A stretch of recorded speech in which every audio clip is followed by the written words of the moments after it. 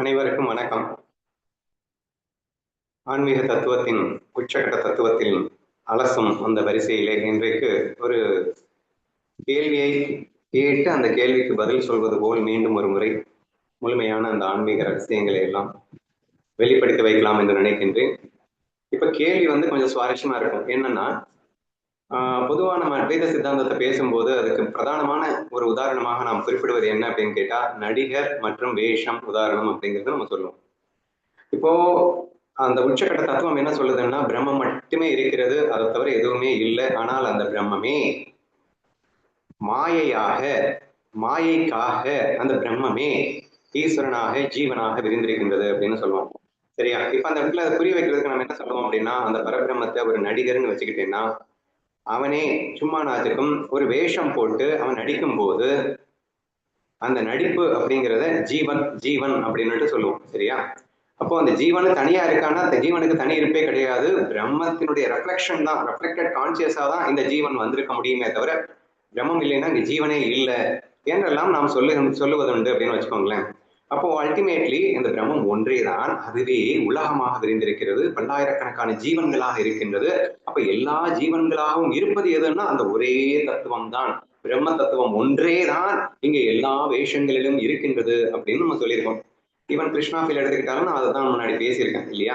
கண்ணன் ஒருவனே, அந்த கண்ணனே கிருஷ்ண மாயா என்ற விளையாட்டிற்காக அவனே இங்குள்ள எல்லா உருவங்களாக அவன் வலம் வந்து கொண்டிருக்கின்றான். நீயும் கூட கண்ணனே என்றெல்லாம் நம்ம பேசியிருக்கிறது உங்களுக்கு நினைவிருக்கும். ஓகேவா? சரி, இந்த கண்டெக்ஸ்ட்ல ஒரு சுவாரஸ்யமான கேள்வி என்னன்னா, இப்போ அந்த நடிகர் இருக்கான் அப்படின்னு சொன்னா அவன்கிட்ட அவன் என்ன வேஷத்துல இருந்தாலும் நம்மளால கண்டுபிடிக்க முடியும். என்ன கண்டுபிடிக்க முடியுதுன்னா, வேஷத்தையும் கண்டுபிடிக்க முடியுது, வேஷம் போட்டவனையும் கண்டுபிடிக்க முடியுது. கரெக்டா? இன்ஃபேக்ட் அபை சண்முகி மாதிரி எக்ஸ்ட்ரீம்லி டிஃப்ரெண்டான ஒரு கிளவி வேஷமா இருக்கட்டும். ஆக்சுவலி நடிகர் ஆனா அவன் பெண் வேஷம் மட்டும் இல்ல, கிளவி வேஷத்தையே போடுறான். பிளஸ் தசாவதாரத்தோட ஒவ்வொரு வேஷமுமே வேற லெவல் எக்ஸ்ட்ரீமா தான் இருக்கு இல்லையா? ஈவன் இந்தியன் படத்திலேயே கூட சொல்லலாம். ஸோ எல்லாமே இந்த கிழவன் வேஷமும் எடுத்துக்கோங்க. It's not so easy to identify. சரியா? ஆனா கமலஹாசன் ரசிகர்களாக இருக்கக்கூடியவர்கள் ரொம்ப ஈஸியா ஐடென்டிஃபை பண்ணுவாங்க. ஈவன் நம்ம கூட பண்றோம் இல்லையா? அப்போ எதை வச்சு நீங்க கண்டுபிடிக்கிறீங்க அப்படின்னு சொன்னா, நம்ம கண்ணுக்கு என்ன தெரியும்? கண்ணுக்கு வேஷம் தான் தெரியும். கண்ணுக்கு வேஷம் மட்டும்தான் தெரியும். Please underline that. கண்ணுக்கு நடிகன் தெரிய மாட்டான், கண்ணுக்கு வேஷம் தான் தெரியும். கண்ணுக்கு வேஷம் தெரிஞ்சாலும் அந்த வேஷத்தில் நான் நடிகனின் சாயலை கண்டுகொள்கிறேன். இப்படி நடிகனின் சாயலை என்னால் கண்டுபிடிக்க முடிவது போல் எனக்கு இந்த உலகத்தில் பிரம்மத்தின் சாயலை காட்டுங்கள், ஏனென்றால் பிரம்மமேதான் உலகமாக விரிந்திருக்கின்றது என்று நீங்கள் சொல்வது உண்மை என்றால், எப்படி நடிகனின் வேஷத்தில் நான் நடிகனின் சாயலை கண்டேனோ அப்படி இந்த உலகமாக இருக்கின்ற அனைவருடைய அந்த வேஷத்திலும் பிரம்மத்தின் சாயலை எனக்கு காட்டுங்கள் என்று ஒரு கேள்வியை கேட்டால் அதற்கு என்ன பதில் சொல்லலாம் அப்படிங்கிறது தான் நம்ம இன்னைக்கு எடுத்திருக்கிற டாபிக். ஓகேவா?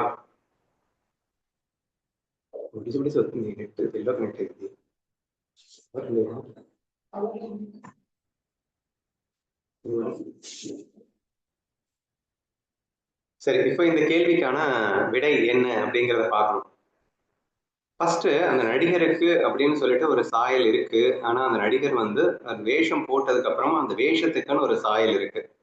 அப்போ வேஷத்துக்குன்னு ஒரு சாயல் இருக்கு, நடிகருக்குன்னு ஒரு சாயல் இருக்கு. அப்போ அந்த ரெண்டு சாயலையும் 100% எவனாவது தெளிவா புரிஞ்சு வச்சுட்டு இருந்தான் அப்படின்னா அவனால கண்டுபிடிக்க முடியாது. ஆமா, இது வேஷத்தோட சாயல். ஆனா அந்த நடிகருடைய சாயல் நீ கண்டிப்பா புரிஞ்சு வச்சுட்டு இருந்த அப்படின்னு சொன்னா அந்த வேஷத்துக்கு பின்னணியில இருக்கிற அந்த சாயலை பார்த்து நீ ரெண்டையுமே கண்டுபிடிச்சிடலாம். ஓகேவா? இது நடிகர்கிட்ட சாத்தியம் அப்படின்னு புரியுது. இப்போ அதே தான் நம்ம எங்க சொல்லியிருக்கோம், பிரம்மமே தான் இந்த உலகத்துல எல்லா வேஷம் போட்டு வந்திருக்கு அப்படின்னு சொன்னோம். இதுல நல்லா புரிஞ்சுக்கணும், நடிகர் உயிருள்ள ஒரு வேஷத்தை தான் போட முடியும்.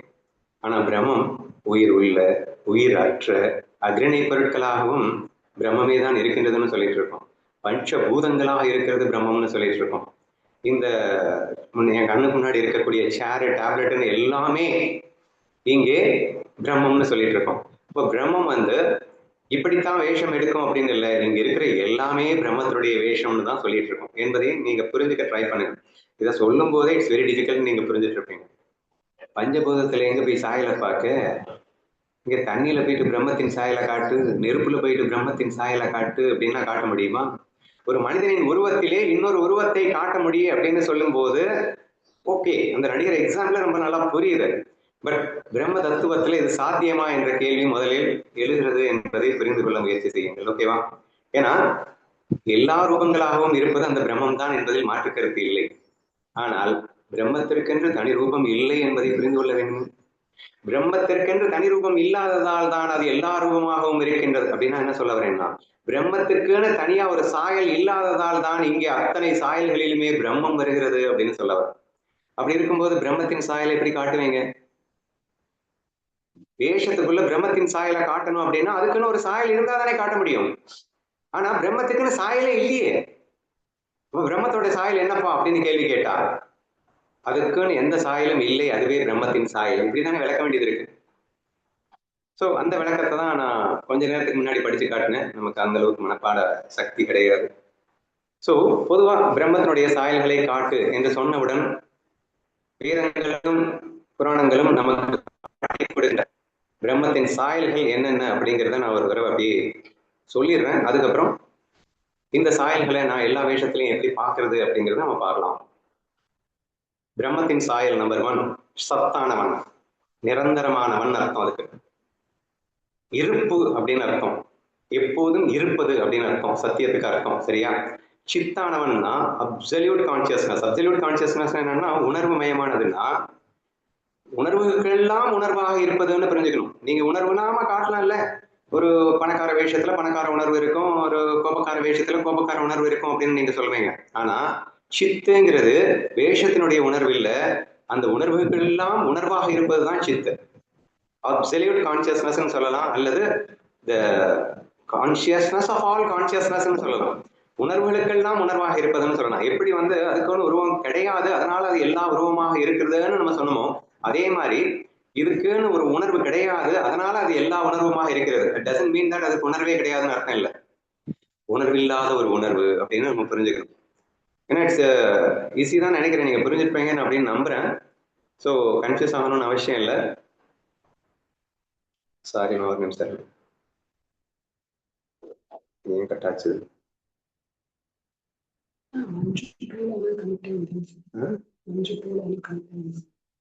ஒரே ஒரு நிமிஷம் தெரியுதுண்ணா. Okay okay okay.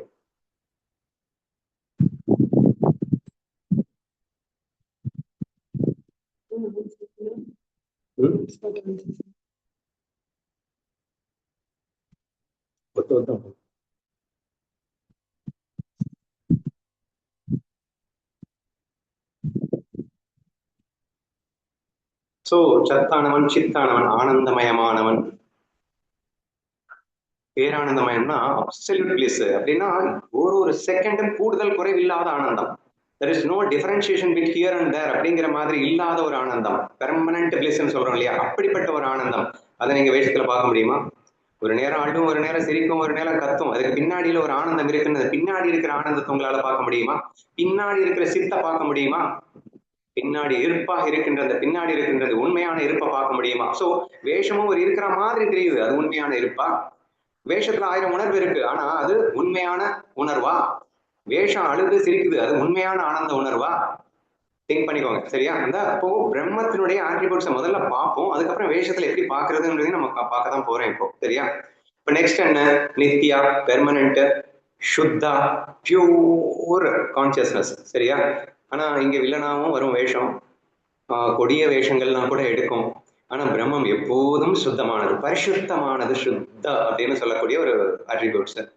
புத்தன்னா எப்பயுமே அது இன்டெலிஜென்டா இருக்கும், என்லைட்டண்டா இருக்கும். அதாவது என்ன சொல்றது, விழிப்புணர்வு, தன் உணர்வை எப்போதும் அது மறவாததாக இருக்கக்கூடியதுக்கு புத்தா அப்படின்னு சொல்லலாம், ஞானம்னு சொல்லலாம். இல்லைன்னா முக்தன்னா லிபரேஷன், விடுதலை அப்படின்னு சொல்லலாம். எதனால் எதிலையுமே சிக்கி கொள்ளாதது அப்படின்னு சொல்லலாம். வீடியோ தெரியல. அப்படியா? சரி பரவாயில்ல, விடுங்க.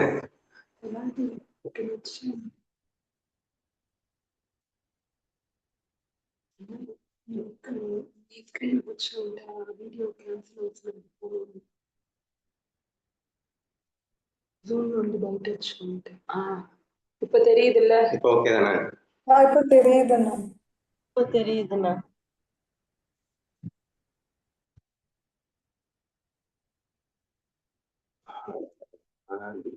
போகும்போது ஓகே தானே இப்போ? ஓகேண்ணா. ஓகேண்ணா. ஓகே தென் என்ன பார்த்தோம்? நிர்குணம் அப்படிங்கிற ஒரு முக்கியமான ஆட்ரிபியூட். நிர்குணம்னா என்ன? சத்துவ தமோ ரஜோ குணங்களுக்கு அப்பாற்பட்டு குணாதீதனாக இருப்பது அப்படிங்கிறது தான் நிர்குணம் அப்படிங்கிற ஆட்ரிபியூட். பிரம்மத்திற்கு என்ன குணம் இருக்கும்? எந்த குணமுமே இருக்காது. ஆனா எல்லா குணத்திலையும் அதுதான் இருக்கும். என்ன ஒரு அருமையான ஒரு அந்த அதிஷ்டானம் அப்படிங்கிறது எப்படி இருக்குன்னு உங்களால புரிஞ்சுக்க முடியுதா? பிரம்மத்துடைய உருவம் எப்படிதான் இருக்கும்? அதுக்கு உருவமே இருக்காது அப்படிங்கிறதுக்காக உருவம் இல்லைன்னு அர்த்தம் இல்லை. அது எல்லா உருவங்களாகவும் அதுவே இருக்கும். ஆனால் அதற்கென்று உருவம் இல்லை. அப்போ உருவம் இல்லாததா? உருவமே இல்லைன்னா அதுக்கு எப்படி எல்லா உருவங்களாகவும் வர முடியும்? இப்படிதான் நீ புரிஞ்சுக்கணும். அதே மாதிரி உணர்வு இல்லாததா? எல்லா உணர்வுகளாகவுமே இருப்பது அது. அதற்கென்று தனி உணர்வு கிடையாது. அப்ப எப்படி உணர்வு அதாவது அப்சல்யூட் உணர்வுன்னா என்னன்னு நீங்களா தான் புரிஞ்சுக்கணும் அப்படின்னு சொன்னோம். அதே மாதிரிதான் எல்லா பாயிண்ட்ஸுமே வருது. நிர்குணம், சத்துவ ரஜோ தமோ குணங்கள் அதிலிருந்தே வந்தன. ஆனால் அதற்கென்று குணங்கள் இருக்கின்றவனா அவன் நிர்குணன் அப்படின்னு சொல்றோம். நிராகாரன், உருவமற்றவன், ஆனால் அனைத்துருவம் அதிலே வந்தது. சர்வாங்கடா, எங்கும் இருப்பவன், எல்லாமா இருப்பவன், அனைத்துமாக இருப்பவன் அப்படிங்கிற ஒரு பாயிண்ட் பிரம்மத்துக்கு கொடுக்கும் முக்கியமான ஒரு ஆட்ரிபியூட். நெக்ஸ்ட் அக்ஷரா, அழியாதது அப்படிங்கிறது. நிறைய விஷயம் ஒன்னொன்றும் தொடர்புடையதான் இருக்கு. அத்வைதா அப்படின்னு பார்த்துக்கோங்க. அத்வைதம்னா இரண்டற்றது அப்படின்னு. ஆனா வேஷத்துல ரெண்டாவது அணி வருது. அடுத்து நிர்விகாரா, மாற்றமில்லாதது. நிரஞ்சனா, அன்கண்டிஷனல். ஏன்னா நம்ம வாழணும்னா ஏகப்பட்ட கண்டிஷனோட தான் வாழ்ந்துட்டு இருக்கோம். கண்டிப்பா 5 மணி நேரம் தூங்கி ஆகணும்ல, 3 வேளை சாப்பிட்டு ஆகணும்ல வேஷத்துல. பட் பிரம்மத்துக்கு எதுவுமே தேவையில்லை அப்படின்ற மாதிரி வருது. ஸ்வயம் பிரகாசம் அப்படிங்கிறது. பிரம்மத்தோட பிரகாசத்துலதான் வேஷம் வாழ முடியும். ஆனா பிரம்மத்துக்கு அது சுயம் பிரகாசமாக இருக்கிறது. அதிஷ்டானங்களுக்கெல்லாம் அதிஷ்டானம், அதற்கு தனி அதிஷ்டானம் தேவையில்லை அப்படிங்கிற மாதிரி இருக்கிறது அப்படிங்கிற மாதிரி இருக்கு. நிக்ஷலா அப்படிங்கிற பாயிண்ட் சொல்லுவாங்க. அது எப்படி சொல்றது, நிஷ்கலா நிக்ஷலா. நம்ம ஞானேஸ்வரியில பாத்தீங்கன்னா குருவை வர்ணிக்கிறேங்கிற பேர்ல நிறைய அடுக்கியிருப்பாரு. அந்த மாதிரி பாயிண்ட்ஸ் எல்லாம் நீங்க எடுத்துக்கோங்க. நிரூபாதிகா அப்படின்னா கட்டுப்படுத்த முடியாததுன்னு அர்த்தம். உபாதிகளுக்குள் அடங்காததுன்னு அர்த்தம். வேஷங்களுக்குள் அடங்காததுன்னு அர்த்தம். வேஷங்களுக்குள் அடங்காத ஒருத்தனை வேஷத்துல போய் எங்கிருந்து பாக்குறது அப்படிங்கிற மாதிரி எல்லாம் கேள்வி வந்துருது அப்படின்னு வச்சுக்கோங்களேன். ஸோ ஓகே, இப்போ நம்ம இது வரைக்கும் என்ன பார்த்தோம் அப்படின்னா பிரம்மத்தினுடைய சாயலை முதல்ல காட்டணும். அதுக்கப்புறம் வேஷத்துக்குள்ள போய் அதை தேடலாமா இல்லையா அப்படிங்கிறத பார்க்கலாம் அப்படின்னு பார்த்தோம். பிரம்மத்தினுடைய சாயல்களை இதுவரைக்கும் நம்ம பார்த்த பிறகு ஒரு விஷயத்துக்கு நம்ம வர்றோம். என்ன வர்றோம் அப்படின்னா, வேஷத்துக்குள்ள இந்த சாயல்களை உன்னால கொண்டு வர முடியாது அப்படிங்கிறத பார்க்கிறோம். ஏன்னா உடல் மனம் புத்தி என்பதற்கு இந்த உடல் மனம் புத்தியால பிரம்மத்தை ஐடென்டிஃபையே பண்ண முடியாதுன்னு வேற நம்ம பார்த்திருக்கோம். உடலாலோ மனதாலோ புத்தியாலோ, ஏன்னா உடல் ஒரு ஜடம், மனசே ஒரு ஜடம், புத்தி ஒரு ஜடம். இந்த உடல் மனம் புத்திக்கே உணர்வை கொடுப்பதே அந்த பிரம்மம் தான் சொன்னோம். அப்போ இந்த மனம்ங்கிறது ரெஃப்ளெக்டட் கான்சியஸ்னஸ், பிரம்மங்கிறது ஒரிஜினல் கான்சியஸ்னஸ். இந்த ஒரிஜினல் கான்சியஸ் தான் ரெஃப்ளெக்டட் கான்சியஸாவே இருக்கு. ஒரிஜினல் கான்சியஸ் ரெஃப்ளெக்டட் கான்சியஸை புரிஞ்சுக்கலாம். ரெஃப்ளெக்டட் கான்சியஸ்னஸ் ஒரிஜினல் கான்சியஸை புரிஞ்சுக்க முடியுமா அப்படின்னு கேட்டா, இந்த ரெண்டு ஒண்ணுன்னு புரிஞ்சவனுக்கு பிரச்சனை இல்லை. ஆனா இது வேறன்னு நினைச்சவனுக்கு பிரம்மத்தை கண்டுபிடிக்கவே முடியாம போயிடும். சரியா? சோ இந்த வகையில முதல்ல நம்ம ஒரு விஷயத்த என்ன புரிஞ்சிருக்கோம் அப்படின்னு சொன்னா, பிரம்மத்தினுடைய அந்த சாயல் அப்படிங்கிறது மாயையினுடைய சாயல் அப்படிங்கிறது 100% ஆப்போசிட்டான ஒரு விஷயமா இருக்கு. ஏன்னா அது உருவமற்றது, இது உருவுடன் கூடியது. அது குணங்கள் அற்றது, இது குணங்களுடன் கூடியது அப்படின்னு சொல்லிட்டு டோட்டலாவே ஆப்போசிட்டான ஒரு விஷயமா இருக்கிறதுனால வேஷத்துக்குள்ள நீங்க அந்த பிரம்மத்தை தேடுறதுங்கிறது கொஞ்சம் கஷ்டம் அப்படின்னு சொன்னாலும் ஓரளவுக்கு கண்டுபிடிக்கலாம். எப்படி கண்டுபிடிக்கலாம் அப்படின்னா, ஞானிகள் கிட்ட மட்டும் கண்டுபிடிக்கலாம். ஞானிகள் கிட்ட எப்படிப்பா கண்டுபிடிக்கலாம் அப்படின்னா, கண்ணன் கீதையில சில ஞானத்தின் லட்சணங்கள் சொல்லியிருப்பார். அந்த ஞானத்தின் லட்சணங்களை வச்சு நீங்க கண்டுபிடிக்க ட்ரை பண்ணுங்க அப்படின்னா, அது உருவத்துல எல்லாம் பார்க்க முடியாது. இந்த ஞான லட்சணங்கள் அவன் அஹிம்சையில் இருப்பான், அஹிம்சையை போயிட்டு உருவத்திலேயே காண்பீங்க. அது அது உருவத்துல காண முடியாது. ஒரு சில குணங்களை வைத்து நீங்கள் கண்டுபிடிக்கலாம் அப்படிங்கிற மாதிரி இருக்கும். அது கூட சாத்விக் குணத்து ரிலேட்டடா தான் இருக்கும். ஞானின்னு சொல்றதை விட அந்த ஞானிக்கு உண்டான தகுதிகள் தான் இந்த இடத்துல சொல்ல வேண்டும். சிதப்பிரஞனின் லட்சணங்கள், ஞானத்தின் லட்சணங்கள், தெய்வீக சம்பத்துக்கள், இவைகள் எல்லாம் வைத்து ஓரளவுக்கு அந்த பிரம்மத்துடைய லட்சணத்தை பார்த்துடலாமா அப்படின்னு சொன்னா, டு சம் எக்ஸ்டென்ட் சாத்வீக குணம் அப்படிங்கிறது கூட பிரம்மத்தின் லட்சணம்னு சொல்லக்கூடாது இல்லையா? சோ குணாதீதனைத்தான் நம்ம பிரம்மத்தின் லட்சணம் அப்படின்னு சொல்றோமே தவிர சாத்வீக குணங்களை கூட சொல்லுது. தெய்வீக சம்பத்துல எதை வலியுறுத்தப்படுகிறது? சாத்வீக குணத்தை கல்டிவேட் பண்றதுக்கு அந்த லட்சணங்கள் வலியுறுத்தப்படுகிறது. அப்போ பிரம்மத்தின் லட்சணம் அப்படிங்கிறது அதையும் கடந்ததாக இருக்கின்றது அப்படிங்கிற மாதிரி வருகின்றது. ஆனாலும் டு சம் எக்ஸ்டென்ட் வேணா நம்ம ஞானிகள் கிட்ட பிரம்மத்தின் சாயலை ஓரளவுக்கு பார்க்கலாம். ஏன்னா சுத்தம் அப்படிங்கிறது அது கூட உங்க ஞானக்கண் கொண்டு பார்த்தா தான் தெரியும். ஞானிகள் கிட்டேயே கண்ணன்கிட்டயே, ஏன்னா கண்ணனுடைய மேலோட்டமான விளையாட்டுகளை பார்த்தீங்கன்னா உங்களால கண்டுபிடிக்க முடியாது. பட் டீப்பா கண்ணனை அண்டர்ஸ்டாண்ட் பண்ணிக்கிறவங்க, டீப்பா கண்ணனை லவ் பண்ணவங்க ஓரளவுக்கு கண்டுபிடிக்கலாம்னா கூட ஓரளவுக்கு தான். ஏன்னா கண்ணனும் கூட பிரம்மத்தின் சாயல் ஓரளவுக்கு தான் நம்ம மேட்ச் பண்ண முடியுமே தவிர எல்லா பிரம்மத்தின் சாயல்களையும் கண்ணனோடு நம்ம மேட்ச் பண்ண முடியாது. கண்ணன்டையே மேட்ச் பண்ண முடியாது அப்படின்னா அஜ்ஞானிகள் கிட்ட சுத்தமா மேட்ச் பண்ண முடியாது அப்படிங்கிறத நம்ம டைரக்டாவே புரிஞ்சுக்கலாம் அப்படிங்கிறது ஃபர்ஸ்ட் நம்ம புரிஞ்சுக்க வேண்டியது. சரி, பின் எதுக்கு நீ எல்லாத்தையுமே பிரம்மமா பாருங்கிற பார்க்க முடியாதுன்னு சொல்லிட்டே இல்லை நீயும், பின்ன எல்லாத்தையும் பிரம்மமா பாருன்னா என்னடா அர்த்தம் அப்படின்னு நீங்க இப்ப முணங்குறது என் காதுல கேக்குது. ஆனா எப்படி பார்க்க சொன்னேன் அப்படிங்கறது யோசிங்க. முதல்ல கிருஷ்ணா ஃபீலுக்கே வாங்க. கிருஷ்ணா ஃபீல நான் எப்படி பார்க்க சொன்னேன்? எல்லாமே கண்ணனின் வேஷம் அப்படின்னு சொல்லும் போது அந்த வேஷத்தை தரித்திருப்பவன் கண்ணனே என்று பாருங்கள்னு சொன்னேன். கண்ணனை எந்த சாயலை வச்சு பார்க்க சொன்னேன்? அன்புங்கிற சாயலை வச்சு பார்க்க சொன்னேன். Please try to understand very carefully. Krishna ஃபீல்ட்ல நான் உங்களுக்கு காட்டிய சாயல் கண்ணனின் அன்பு. வில்லன் வேஷமே வந்தாலும், சேலஞ்சிங்கான ரோல்ஸ்லயே வந்தாலும் என்னை மகிழ்விக்க வென்று வருகின்றான், என்னை புடம் போட வருகின்றான், என்னை உரமேற்ற வருகின்றான், எனக்கு ஸ்ட்ரென்த்தை கொடுக்க வருகின்றான் என்று நீ பார்க்க வேண்டும். வில்லன் வேஷத்திலும் கண்ணனின் மறைந்திருக்கும் அன்பை பார். இன்ஃபேக்ட் கண்ணன் ரொம்ப நெகிழ்கின்ற இடம் எதுவாக இருக்கணும்னா அவன் எடுத்துக்கொண்டு வருகின்ற வில்லன் வேஷம் தான் அன்பின் உச்சமாக இருக்கும் என்று அந்த வேஷத்துல டைரக்டா நான் கண்ணனை காட்டல, அந்த வேஷத்தில் மறைந்திருக்கும் அன்பை காட்டி கண்ணன் என்று நான் உங்களுக்கு புகட்டினேனே தவிர அதை டைரக்டா உங்களால அவன் வேஷத்துல பார்க்க முடியாது. ஆனா வேஷத்துல டைரக்டா கொடூரமா தான் தெரியும். ஆனா அந்த கொடூரம் எதற்காக எனக்காக வந்திருக்கு, இதனால் எனக்கு எப்படியெல்லாம் நன்மை கொடுக்கின்றான் என்று நாம் ஞானக்கண் கொண்டு அந்த அன்பினை கண்டுதான் உங்களை நான் கண்ணனாக பார் என்று நாம் சொன்னோம். அப்ப தத்துவத்தின் அடிப்படையிலும் இங்கே கண்ணனை தவிர எதுவுமே இல்லை, கண்ணனை தான் எல்லா உருவங்களாகவும் வருகின்றான் என்பதை நிரூபித்தோம். உனது கர்மாவின் அடிப்படையாக இருந்தாலும் கூட உன் கர்மாவை எப்போது தர வேண்டும், எப்படி தர வேண்டும் என்று பார்த்து பார்த்து தருகின்றானடா, ஆதலால் அந்த அன்பை பார். சோ therefore இங்கே அவனா உனக்கு எந்த கஷ்டத்தையும் தரல, உன் கர்மாவை தான் அவன் திருப்பி தரணும், அதை கூட எப்ப தரணும் எப்படி தரணும்னு புரிஞ்சுட்டு அந்த அன்பை பாடுறா என்று சொல்லி கண்ணனின் அன்பை பார். அந்த கண்ணனின் அன்புங்கிறதா இந்த சாயல். அப்ப இந்த ஒட்டுமொத்த உலகத்திலையும் நீ பிரம்மத்தின் சாயலை காண் என்று நான் சொல்வது என்பது கண்ணனின் அன்பை காண வேண்டும் என்ற ஒரு தத்துவத்தின் அடிப்படையிலே நாம் சொல்லியிருந்தோமே தவிர தனியாக உருவத்துல பாரு அப்படிங்கிற அர்த்தத்துல நம்ம சொல்லல. ரெண்டாவது மாயையாக பார் என்று சொன்னோம். கண்ணனின் மாயையாக பார். இந்த உலகத்துல எது வந்தாலும் என்னவா இருந்தாலும் அழுகிறது நிஜம் இல்லைன்னு பாரு, சிரிக்கிறது நிஜம் இல்லைன்னு பாரு, இங்க எதுவுமே நிஜம் இல்லைன்னு பாரு, மாயையாக பாரு.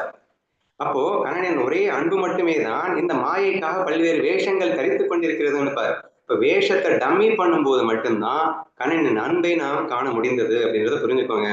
அப்ப கண்ணனின் அன்பை காணும் போது இந்த வேஷங்கள் நமக்கு டம்மியாக தெரியும். வேஷம் தெரியும், கண்களுக்கு வேஷம் தான் தெரியும். ஆனா நாம் அனுபவிக்கிறது எதை?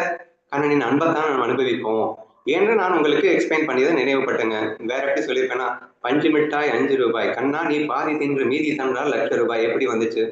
எப்படி ₹1,00,000 வேல்யூ வந்துச்சு? அப்ப நான் சாப்பிடுறது 5 மிட்டாயை சாப்பிட்டுட்டு இருக்கேன், 5 மிட்டாயை ரசிக்கிறேன். என் கண்ணுக்கு 5 மிட்டாய் தான் தெரியும். ஆனா அந்த 5 மிட்டாயில் மறைந்திருக்கின்ற என் கண்ணனின் அன்பை அல்லவா நான் சுவைக்கின்றேன். அங்கே நான் பிரம்மத்தை சுவைக்கின்றேன் என்ற அர்த்தம். அதனால அதுக்கு வேல்யூவே கிடையாது. லட்சம் இந்த கோடி ரூபாய் கொடுத்தாலும் வேல்யூவே கிடையாது என்று நாம் சாப்பிட்டோம் என்று நாம் புரிந்து கொள்ளணும். சரியா? அப்ப this is the way we asked you to see the Krishna. பிரம்மத்தின் சாயலை காண் என்பது நேரடியாக பார்க்க முடியாது, ஏனென்றால் அதற்கு உருவமே கிடையாது. அப்போ அதனுடைய சாயல் என்ன? ஞானத்தின் லட்சணங்கள் இருக்கிற ஒரு சில சாயலை வச்சு நம்ம பார்க்கலாம். சரியா? ஒரு சில சாயல்னா அந்த அன்புங்கிறது ஒரு சாயல், சமபாவனா அப்படிங்கிறது ஒரு சாயல், அது கண்ணன்ட்ட நம்ம பார்க்கிறோம். ஆனா இது அனுமான பிரமாணமாக அப்படின்னா என்ன? அந்த வேஷம் அப்படிங்கிறது உங்க கண்ணுக்கெல்லாம் தெரியாது. ஆனா பின்னணியிலே மறைந்திருக்கும் அந்த அன்பை நாம் புத்தியால் நாம் கண்டு நம்ம வியந்து நாம் பார்க்க முடியுமே தவிர இந்த கண்ணில் போய் பாருன்னா கண்ணில் எல்லாம் காட்ட முடியாதுன்னு புரிஞ்சுக்கோங்க. இந்த ஃபர்ஸ்ட் ஒன்று புரிஞ்சுக்கணும், சப்ஜெக்ட் ஆப்ஜெக்ட் அப்படிங்கிறதே கிடையாது பிரம்மத்துல. பிரம்மம் மட்டுமே தான் எல்லாமா இருக்கு. காண்பவனும் காணப்படும் பொருளும் அதுவே. அப்புறம் நான் அதை எப்படி பார்க்க முடியும்? அதுவே நானாக இருக்கும்போது அதை எப்படி நான் பார்க்க முடியும் என்ற ஒரு விஷயத்தையும் சேர்ந்து புரிந்து கொள்ளணும். ஒண்ணு. ரெண்டாவது, இங்க பிரம்மங்கிறது ஏதோ தனியா இல்லை, நான் தான் அது. நானே பிரம்மமாக இருக்கின்றேன், நானே இந்த உலகமாக விரிந்திருக்கின்றேன் அப்படிங்கிற அந்த கண்ணோட்டத்தோடு பார்க்கும்போது அந்த என்னுடைய சுயஸ்வரூபத்துக்கு உண்டான அந்த அன்பை நீங்க எல்லா ரூபத்திலையும் பார்க்க முடியும்னா அது உங்களுடைய அனுமான பிரமாணத்தால் தான் பார்க்க முடியும் என்பதை புரிந்து கொள்ளுங்கள். இங்க அனுமான பிரமாணம்னு சொன்னா கூட உடனே புத்தியை வச்சு பார்க்கிறோமா அப்படின்னு நீங்க கேட்பீங்க. புத்தியாக இருப்பது எது? ரெஃப்ளெக்டட் கான்சியஸ்னஸ் தானே. ஒரிஜினல் கான்சியஸ் தான் ரெஃப்ளெக்டட் கான்சியஸாக இங்கே புத்தியில பட்டு பிரதிபலிக்கின்றது. சரியா? இப்போ புத்திக்கு தெரியாம இருந்தது, இப்போ புத்தி புரிஞ்சுக்கிட்டு அனுபவிக்கிறது, அவ்வளவுதான் டிஃபரன்ஸ். அதனால புத்தி ஜடம்னு சொன்னீங்களேன்னு நீங்க இங்க கன்ஃபியூஸ் ஆகணும்னு அவசியம் இல்லை. ஸோ இன் திஸ் வே நம்ம புரிஞ்சுக்க ட்ரை பண்ணணும் அப்படின்னு சொல்லிடுறாங்க. சரியா? த ஃபர்ஸ்ட் பாயிண்ட் நான் என்ன சொன்னேன்? பிரம்மத்தின் சாயலை எப்படி காண்பது என்றால் அனைத்திலும் கண்ணனே இருக்கின்றான் என்ற ஃபீலிங்ல பாருங்க. இதே கிருஷ்ணா ஃபீல்ல கொஞ்சம் ஈஸ்வர தத்துவத்தோட பார்க்கணும் அப்படின்னா உங்களுக்கு ஒண்ணு நல்லா தெரியும், இந்த ஜீவனால சிந்திக்க மட்டும்தான் தெரியும், ஆனா அந்த சிந்தனையை இயக்குவது கண்ணனே என்று நல்லா தெரியும். அவன் அன்றி அணுவும் அசையாதுங்கிறது எல்லாருக்குமே தெரியும். அப்போ அவன் அன்றி அணுவும் அசையாதுன்றது ஸ்ட்ராங்கா தெரிஞ்சு போயிடுச்சுன்னா எல்லாருக்குள்ளேயும் இருந்து கொண்டு அசைத்து கொண்டிருப்பது யாரு? கண்ணன் தான். புரிஞ்சிருச்சா? அப்போ நீங்க தான் அசைகிற மாதிரி உங்க கண்ணுக்கு தெரியும், ஆனா உண்மையில அங்கே கண்ணனே அசைகின்றான்னு எல்லாத்தையும் பார்க்க சொன்னோம்ல. அப்போ எவ்வளவு ஈஸியா இருக்கு. அப்ப இப்படி நீங்கள் பார்க்கலாம். பிரம்மத்தை பாரு அப்படின்னா என்ன? அனைத்தும் ஆட்டுவது என் கண்ணனே. எங்க எது அசைஞ்சாலும் அங்கே அதை அசைப்பது யார்? என் கண்ணனே. அசைப்பது யார்? கண்ணனே. அப்படின்னா கண்ணனே அசைகின்றான்னு பார்த்த மாதிரி தானே. ஏன்னா அவன் அனுமதி இல்லாம இங்க எதுவுமே நடக்காதுன்றத 100% நீங்க தத்துவ ரீதியா உணர்ந்தவர்கள் உண்மை என்றால் நீங்கள் எல்லார்கிட்டையும் கண்ணனை பார்த்துட்டீங்கன்னா பிரம்மத்தை பார்த்துட்டீங்கன்னு அர்த்தம். பிரம்மத்தின் சாயலை பார்த்துட்டீங்கன்னு அர்த்தம். எப்படி பார்த்துட்டீங்கன்னா இயங்குவது அவன் அன்றி அணுவும் அசையாதுன்ற புரிதல் மூலியமா பார்த்துட்டீங்கன்னு அர்த்தம். அசைப்பதெல்லாம் என் நன்மைக்குன்னு முதல்ல சொன்னேன், அன்பை பாருங்கன்னு சொன்னேன். நெக்ஸ்ட், அசைப்பதே அவன் தானே என்று நீங்கள் பார்க்க முடிந்தால் கூட நீங்கள் பிரம்மத்தை பார்த்து விட்டீர்கள் அர்த்தம். சரியா? இப்ப 2 பாயிண்ட் வந்துருச்சு ஆல்ரெடி.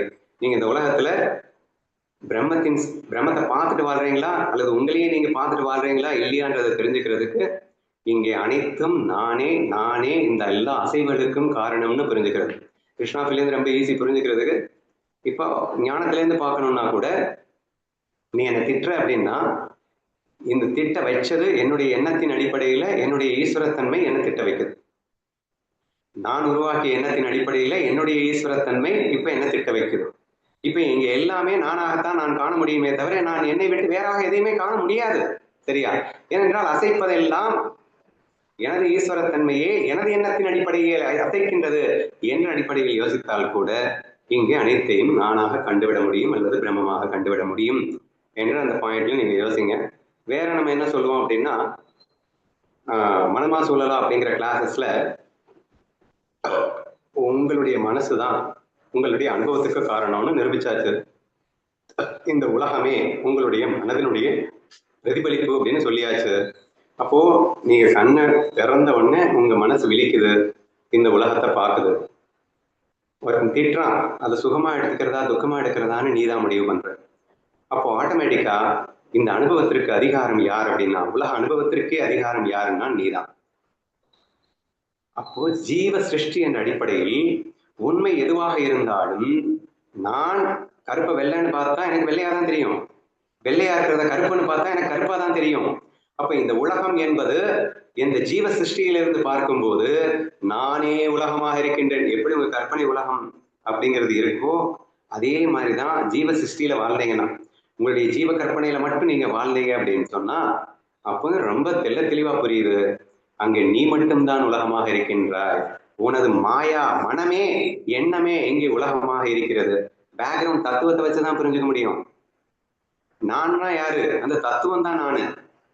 அப்போ இந்த எண்ணங்கள் அப்படிங்கிறது இந்த தோற்றத்தில் இருக்கு, ஸ்ரீங்கிற தோற்றத்தில் இருக்கு, மற்ற எல்லாருடைய தோற்றத்திலையும் இருக்கு.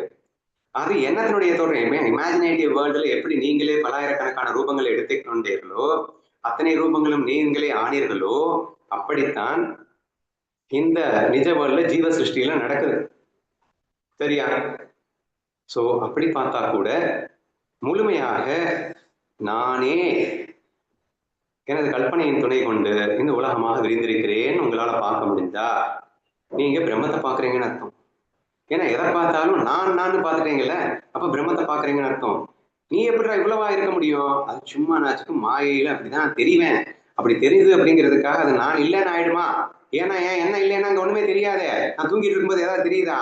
என் எண்ணத்துல இருந்து தானே இது எல்லாமே வந்திருக்கு. அப்போ என் எண்ணம் தான் அதுன்னா நான் தான் அது. அப்ப பிரம்மத்தையும் பார்த்துட்டேன், வெவ்வேறான உருவங்களையும் பார்த்துட்டேன், வேஷத்தையும் பார்த்துட்டேன், பிரம்மத்தையும் பார்த்துட்டேன். இது ஜீவ சிருஷ்டியில இருந்து நீங்க பார்க்கக்கூடிய ஒரு முறை என்று நீங்கள் புரிந்து கொள்ள வேண்டும். ஓகேவா? சரி, வேற எப்படி பார்க்கலாம் அப்படின்னா, இது இமேஜினேட்டிவ் வேர்ல்டோட நான் சொல்லிட்டேன்னா, அடுத்து நீங்க ஒத்துக்க மாட்டீங்கல்ல? ஏங்க எல்லாமே எல்லாம் நான் கற்பனை பண்ணிலாம் அனுபவிக்கலைங்க. நான் கற்பனையே பண்ணாம சும்மா உட்கார்ந்தா கூட எனக்கு நிறைய எக்ஸ்பீரியன்ஸ் வருதுங்க. அவன் பாட்டு என்ன திட்டிட்டு இருக்கான். அவன் திட்டணும்னு நான் நினைச்சிட்டு இருந்தேன்னா, நான் நினைச்சு கற்பனை உலகத்துல நான் ஒருத்தன் திட்டுற மாதிரியோ இன்னொருத்தன் என்ன திட்டுற மாதிரியோ நான் கற்பனை பண்றேன், எனக்கு அனுபவம் வருது, அது புரியுது. நிஜ உலகத்துல அவன் பாட்டுக்கு திட்டிட்டு இருக்கான், நான் ஒன்னும் கற்பனையும் பண்ணாம இருக்கும்போது என்று கேள்வி கேட்க தெளிவீர்களே. ஆனால் அதற்கு உதாரணம் என்ன அப்படின்னா கனவு உலகம். நீங்க நினைக்கிறது தான் கனவுல வருதான். என்னென்னமோ வருது, என்னென்னமோ வருதுங்கிறதுக்காக அது உங்க என்ன இல்லைன்னு நீங்க தப்பிச்சிட முடியுமா என்ன? உன்னுடைய மனசுல இருந்து உற்பத்தியான உலகம் உன்னுடையது தானே. அது உனக்கு தெரிந்து வந்தால் என்ன, தெரியாமல் வந்தால் என்ன, உனக்கு புரிஞ்சு வந்தால் என்ன, புரியாமல் வந்தால் என்ன, உன் கண்ட்ரோல்ல வந்தா என்ன, உன் கண்ட்ரோல் இல்லாம வந்தா என்ன? பிகாஸ் இட் கம்ஸ் அண்டர் ஈஸ்வர சிருஷ்டி. அப்ப ஜீவ சிருஷ்டி ஈஸியா புரிஞ்சுக்கலாம். ஆனா ஈஸ்வர சிருஷ்டிங்கிறதையும் கொஞ்சம் தத்துவத்தை புரிஞ்சுக்கிட்டீங்கன்னா ஈஸி தான். ஈஸ்வர சிருஷ்டினா என்ன அப்படின்னா, அதுவும் உங்களுடைய எண்ணங்கள் தான். ஆனால் நீங்கள் போட்டு வைத்த கர்மாவின் அடிப்படையில், சம்ஸ்காரங்களின் அடிப்படையில் அண்ணன் எந்தெந்த நேரத்துல இயக்கணுமோ அதை இயக்குவோம். சரியா?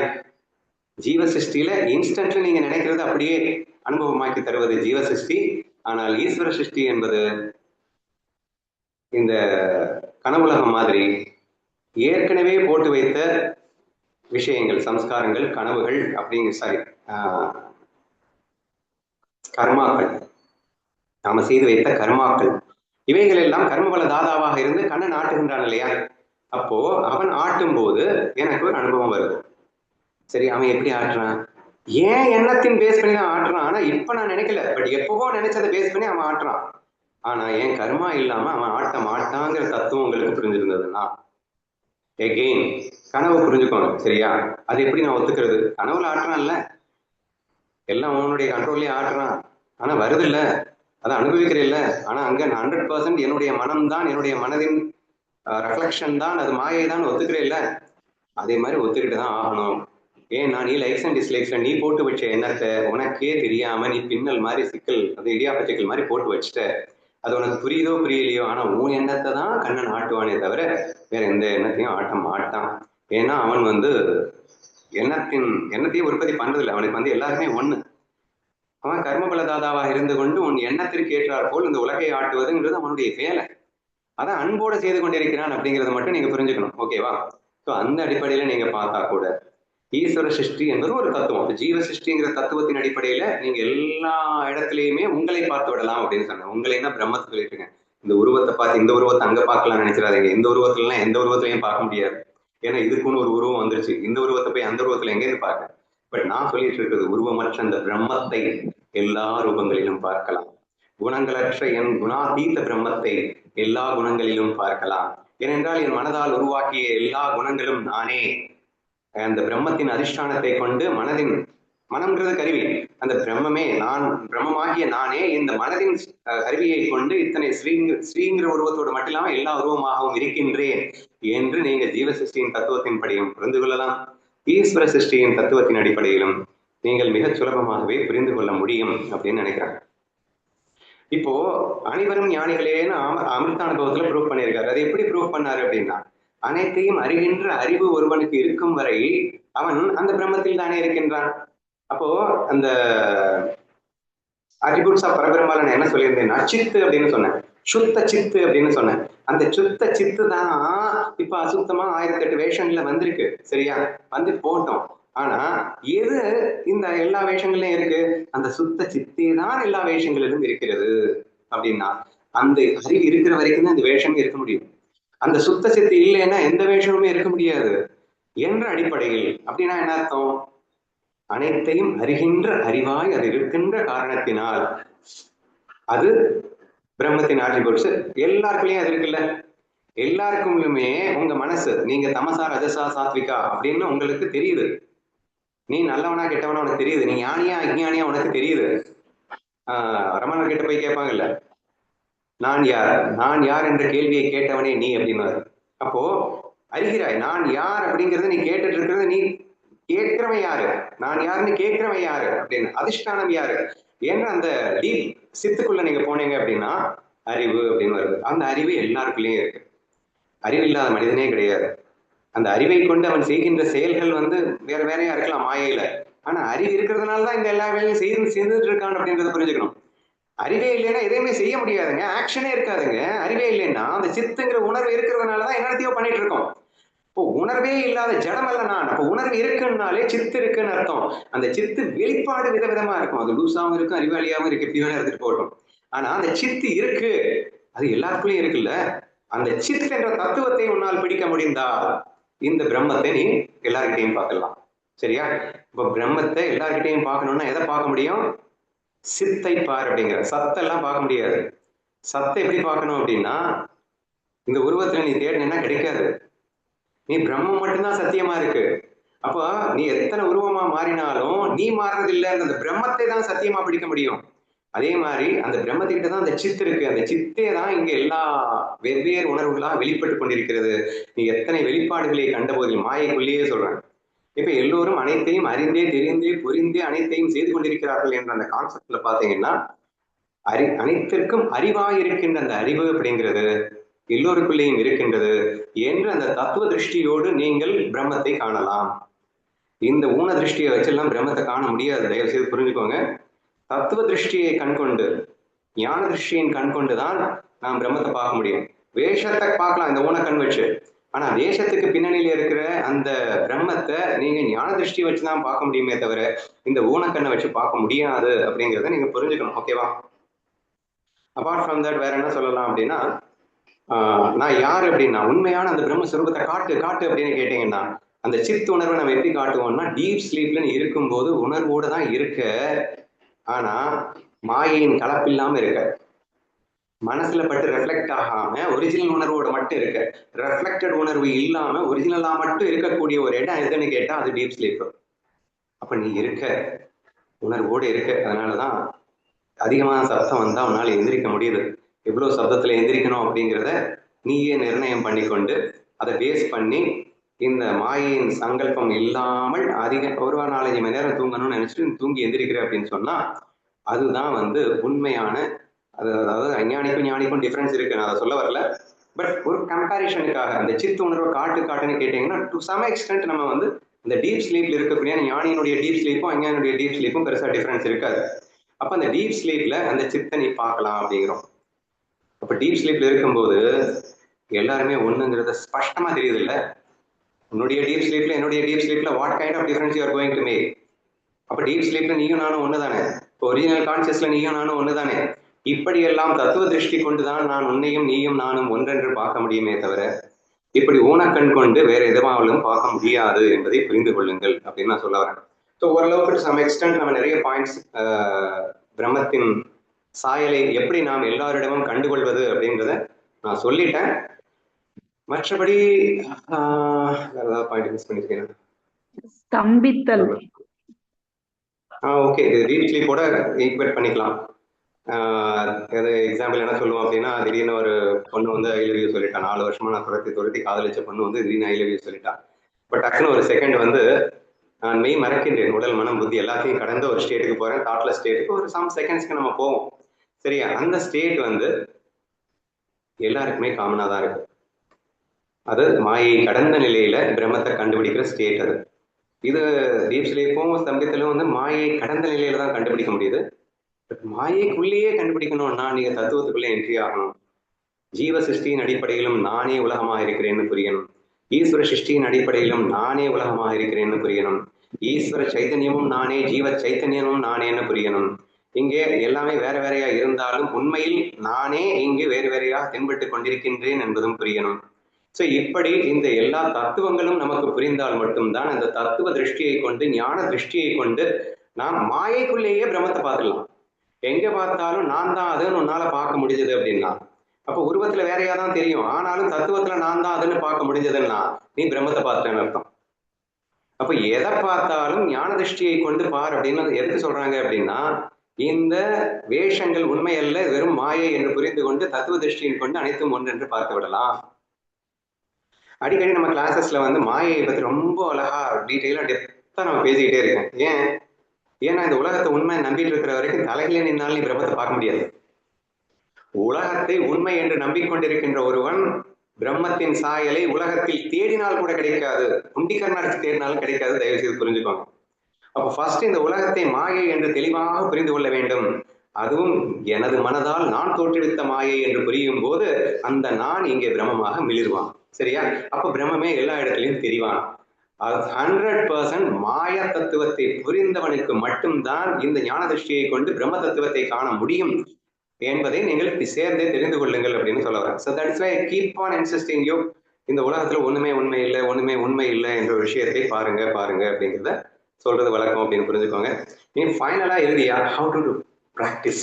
நான் இதை எப்படி நான் ப்ராக்டிஸ் பண்றது, நான் வந்து இதை சாதிக்கணும்னு நினைக்கிறேன், நான் என்ன செய்யணும்னு சொல்லுங்க அப்படிங்கிற மாதிரி நீங்க ஒரு கேள்வி கேட்டீங்க அப்படின்னா நான் என்ன சொல்ல நினைக்கிறேன் அப்படின்னா, ஃபர்ஸ்ட் மாயையை பார்க்கறது தான் என்னை பொறுத்த வரைக்கும்.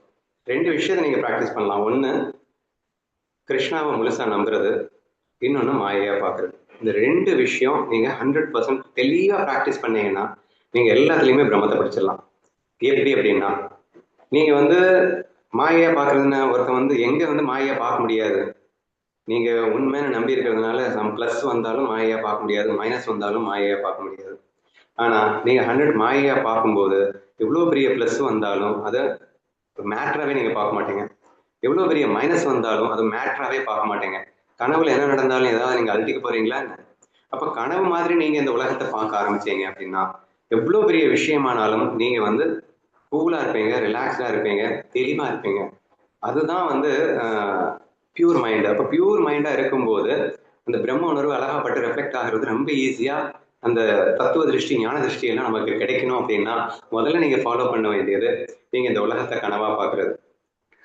2வது சூப்பரான ஒரு பாயிண்ட் என்ன அப்படின்னா, நான் ப்ராக்டிஸ் பண்றது அப்படியே சொல்லிட்டு இருக்கேன், ஹைலி யூஸ்ஃபுல் டீம்.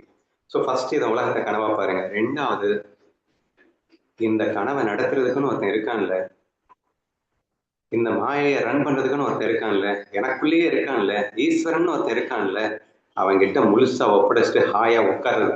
சரியா? சரி, இந்த 2 நீங்க ப்ராக்டிஸ் பண்ணிட்டீங்க அப்படின்னா அந்த பிரம்ம ரகசியம், இவ்வளவு நேரம் நான் என்ன சொல்லிக்கிட்டு இருந்த அந்த பிரம்ம ரகசியம், ஞான திருஷ்டியை கொண்டு நீங்கள் பிரம்மத்தை காணலாம்னு நான் சொல்லி கொண்டிருந்த அந்த பிரம்ம ரகசியம் 100% தெளிவா உங்களுக்குள்ள அனுபவமே ஆயிடும். எதை பார்த்தாலும் யாரை பார்த்தாலும் உங்களையே நீங்க பார்க்கக்கூடிய அந்த பிரம்மானந்தத்தை நீங்க அனுபவிப்பீங்க. ஏன்னா சத்தியத்துல நீங்க தான், பொய்யா தான் அங்க வேற வேறையா இருக்கு. அப்ப நான் பார்க்கக்கூடிய அந்த ஒரு அற்புதம் உங்களுக்குள்ள கிடைச்சது அப்படின்னு சொன்னா அது எவ்வளவு பெரிய பேரானந்தமாக இருக்கும். எவ்வளவு கொடிய வேஷத்தில் ஒருத்தன் வந்தாலும் நானே வருகின்றேன் என்ற ஒரு ஃபீலிங்கோட பாருங்க. அது பொய் என்றப்போ பாதிக்காது. விளையாட்டு தானே, மாய விளையாட்டுக்காக நீ உன் மனசுக்குள்ள இருந்து சிருஷ்டி தானே. எனது எண்ணங்களை நான் அனுபவிக்காமல் வேறு யார் அனுபவிக்க போறாங்க என்று என் மனமாயையால் நான் படைத்த உலகம் இது, எனது மனமாயையால் நான் படைத்த உலகம் இது. Please underline this word. ஓகேவா? இப்படி நீங்க வந்து இந்த உலகத்தை அனுபவிக்க ஆரம்பிக்கணும். இங்கே எனது மனமாயால் நான் படைத்த உலகத்துக்குள்ள ஈஸ்வர சிருஷ்டியும் அடையிடுது. சரியா? ஈஸ்வரனும் உள்ள வந்துடுறான். இப்படி எல்லாற்றையுமே மாயையா பாருங்க. இன்னொன்னு சேர்ந்து பிடிச்சுக்கோங்க, உங்களுக்கு குரு இருக்காரு, மௌலி இருக்காரு, இல்ல கண்ணன் இருக்கான் அப்படின்னா